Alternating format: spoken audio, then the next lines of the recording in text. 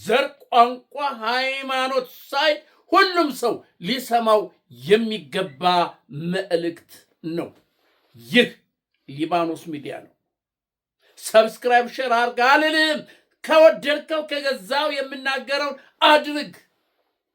እምነግርህን ከገዛው ልብህን ሞቅ የሚያደርግ ከሆነ ታደርጋለህ። እኔ ሳልላ አንተ ራስህ ሰብስክራይብ ታደርገዋለህ። አንተ ራስህ ሼር ታደርገዋለህ አልልም። ጊዜን አላቃጥልም። ሼር አድርግ፣ ሰብስክራይብ አድርግ አልልም።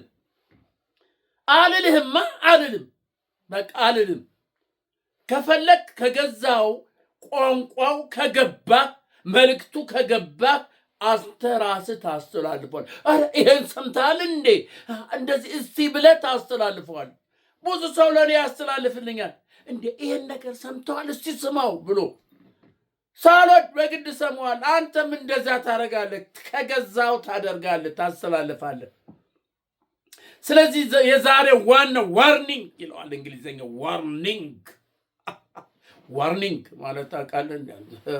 አንተ አታውቅማ። እኛ እኮ እንግሊዘኛውን ፈት በልተነዋል። እንደ ሽሮ ፍትፍት ዋጥ ነው።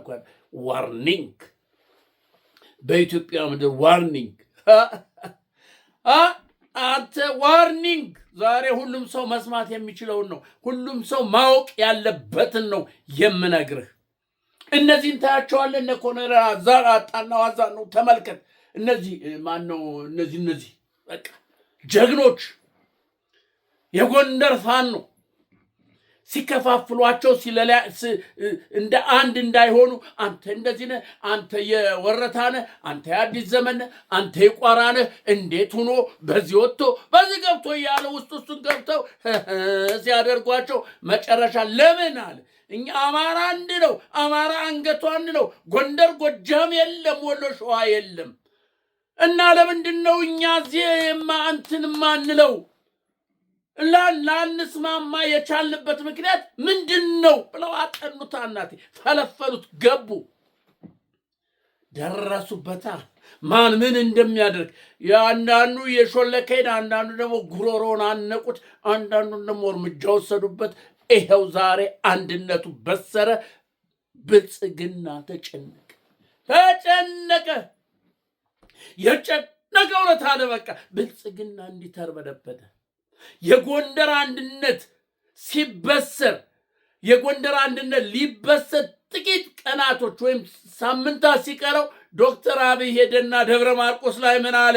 የመሳፍንትን ዘመን አመጣና አረረረረ ጎጃም እኮ አፄ ምኒልክ እንደዚህ አድርጎታል። እንዴት ከትግሬ ጋር ጎጃሜ ይስማማል? እንዴት ከትግሬ ጋር አማራ ይስማማል? ብሎ ቁጭ የስንት ዘመን የመሳፍንትን ዘመን እኮ የምትሆነው አንተ አገርም ምን ያህል የወደቀ ምን ያህል የረከሰ ፖለቲካ እንደሆነ በዚህ ነው የምታውቀው። የጥንት የመሳፍንት አገዛዝ አመጣን። አረረ ምስራቅ ጎጃም ምዕራብ ጎጃም ማለት ጀምራ ጎጃም እኮ እንዲህ ተከፍሎ ሲባላ ነበረ። ሌላውን ተውና የጎንደር የሸዋ የወሎን ተውና ጎጃም ራሱ የምስራቅና የምዕራብ ብሎ ከፋፈለላ። ሀራራራ ተመልከት። ፖለቲካ ማለት ይሄ ነው። የፖለቲካ አሰራር የነ ዶክተር አብይ የፖለቲካ አሰራር። ከዛስ ምንድን ነው ያለው? ጣሊያንና አፄ ምኒልክ አንድ ናቸው። ጣሊያን በኢትዮጵያ ላይ ያደረገውን ግፍ ታውቃላችሁ። አፄ ዮሐንስ ደግሞ በጎጃም ሕዝብ ላይ ያደረገውን ታያለህ። እንዲህ አይነት የፖለቲካ አሰራር የወረደ የወደቀ ርካሽ የሆነ አሰራር አለ እንዴ እናንተ? ከአንድ መሪ እንደዚህ ይጠበቃል እንዴ እናንተ? እስካሁን ድረስ በየአካባቢው ሲሄድ እኮ የሚናገረውን እንሰማለን። በሄደበት ቦታ ሁሉ የጨባጣሪነት ወደ መሳፍንት አገዛዝ ኢትዮጵያ እንድትሄድ የሚያደርግ እኮ ነው። ወደ መሳፍንት አገዛዝ ብትንትንትን ብላ የየራሷም የጎጥ መሪ የምን እንዲህ ነው ደግሞ ተናገር ካለ ከአንተ ከእናትክና ከአባት አንተ እኮ እንዲህ ነህ ምናምን የሚል ይመጣላል። ራሱ እያመጣ ያሰበውን ያቀደውን እኮ ነው እየተናገረ ያለ አንተ። ስለዚህ ብልጽግና እንዲህ ታምሷል፣ ተጨንቋል። የብልጽግና ካድሬ የብልጽግና መሪ ምናምን የነበረው እንዲህ ታምሷል። የሰውን የደም የኢትዮጵያን ደም እየወሰደ የፎቅ የገዛ ቤት የሰራ ምን ያለ እንዲህ ተጨንቋል። አሁን ለመሸጥ እየተሯሯጡ ነው። ይሄ ነው ዋናው መልእክት። አንተ ሊሸጥ ነው። የብልጽግና መሪ የነበረ የብልጽግና ካድሬ የነበረ ሁሉ እየሸጠ ነው። ቤቱን ፎቁን እየሸጠ ነው። ማንም ሰው እንዳይገዛ ነግሬሃለሁ። አንድም ሰው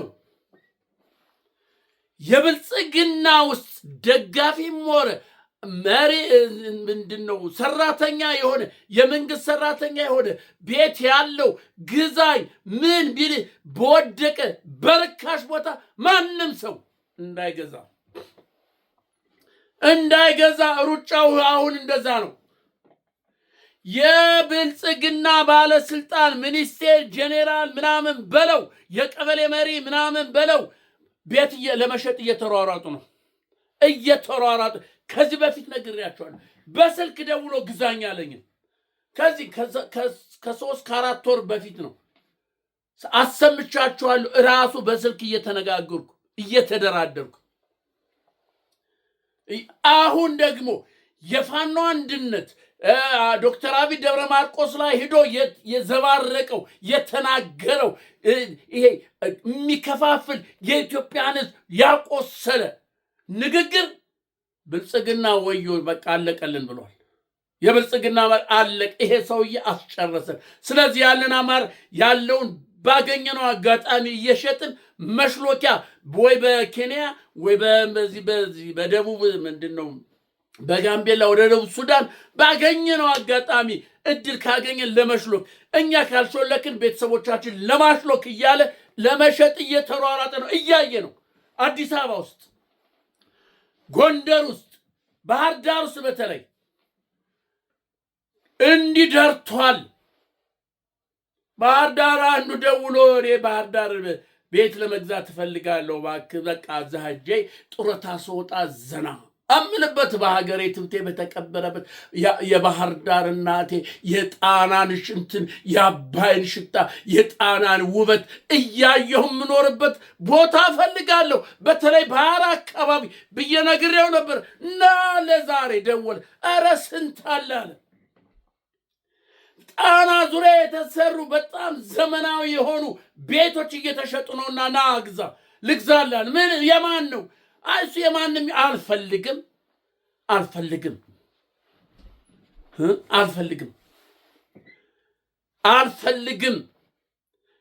በወገኔ ደም በወገኔ ሀብት የተሰራ እየተዘረፈ በእንባ የተዘራ ቤት አልገዛም። አደራላችኋለሁ እናንተ ኢትዮጵያኖች፣ አንድ ቤት የባለስልጣን ቤት አንድ ቤት እንዳትገዙ። ብትገዙ ውርድ ከራሴ ይወረስባል። የህዝብ ሀብት ነው፣ የህዝብ ንብረት ነው። እመነኝ ተከትቧል፣ ይታወቃል። ማን በልጁ ማን በሚስቱ ዘመድ ማን እየሰራው እንደሆነ ይታወቃል።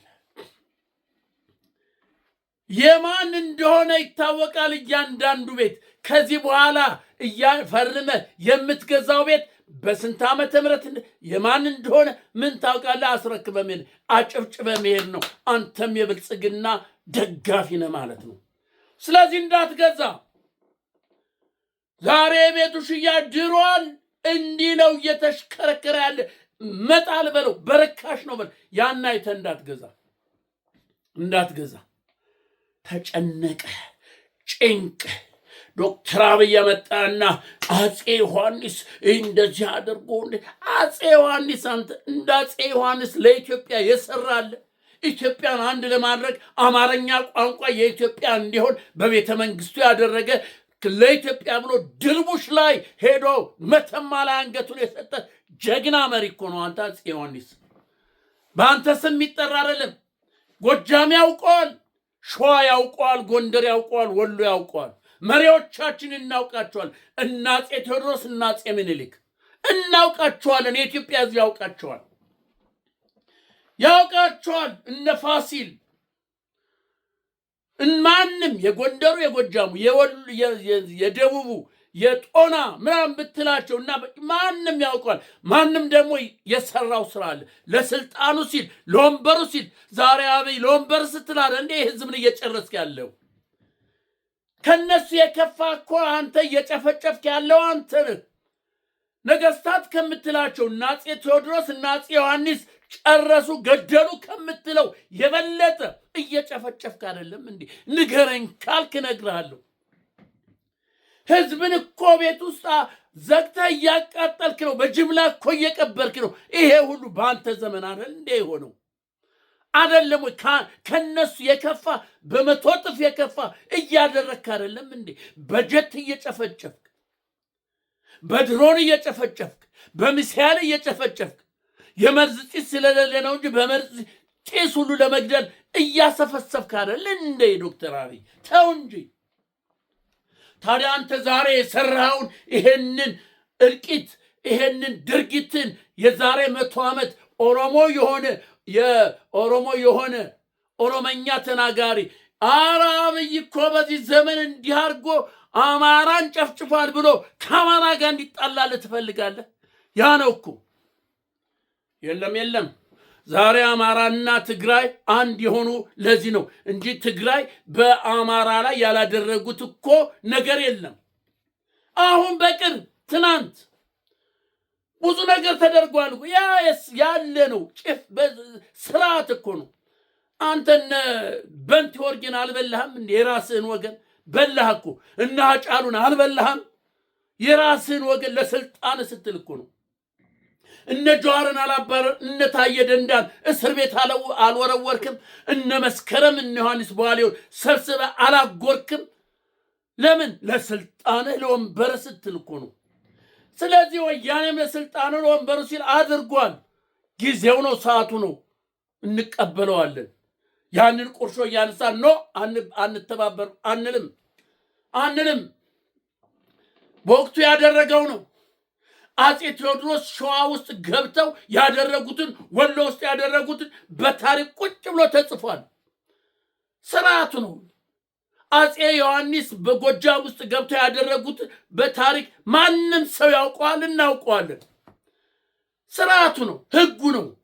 ምንም ልታደርገው አትችልም። በወቅቱ የነበረ ነው። ስለዚህ አማራና ትግራይ አይጣላም።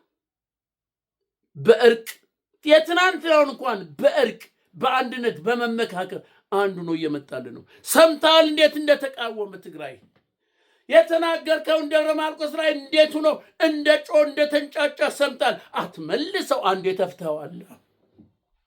የተተፋ ይመለስ። ለዚህ ነው የብልጽግና ማንኛውም ካድሬ ከቀበሌ እስከ ላይኛው ያለ የህዝብን ንብረት እየዘረፈ ቤት የሰራ ፎቅ የሰራ መሬት ያለው ምን ያለ ግዙ እያለ ሩጫ ነው፣ ደላላ ሩጫ ነው። እንዳትበለጡ ነግር ያለ